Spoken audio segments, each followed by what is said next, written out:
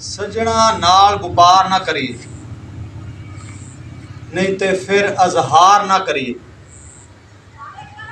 सज्जन होवे भावें लख गुनाही, ओदे ऐबां दा शुमार ना करिए।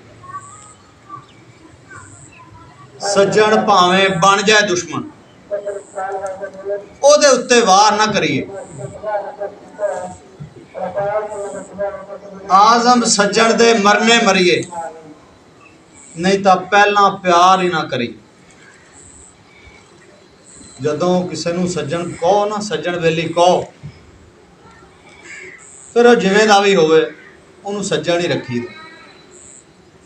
नहीं जिंदगी दे विच मामलात चलदे छड्ड दिओ, ये नहीं ना होवे छड्ड के फिर तुसीं शोह दीयां हरकतां करन लग जाओ सज्जन दी, फिर बाद दुश्मनी ते ਉਹਦਾ ਕੋਈ ਫਾਇਦਾ ਤਾਂ ਕੋਈ नहीं। ਉਹ ਤਾਂ ਬੰਦੇ ਦੀ ਲਾਹਤ ਹੁੰਦੀ ਆ, ਤੋਹੀਨ ਹੁੰਦੀ ਆ। ਪਹਿਲਾਂ ਸੱਜਣ ਬਣੇ ਰਹਿਣਾ, ਫਿਰ ਮੁਨਾਫਕਤ ਕਰਨੀ, ਗੱਦਾਰੀ ਕਰਨੀ, ਜਾਂ ਗਿਲੇ ਸ਼ਿਕਵੇ ਕਰਨੇ, ਜਾਂ ਜੜਾ ਵੱਢਣੀ, ਇਹ ਕੋਈ ਸੱਜਣਾਊ ਤਾਂ ਨਹੀਂ ਹੁੰਦਾ।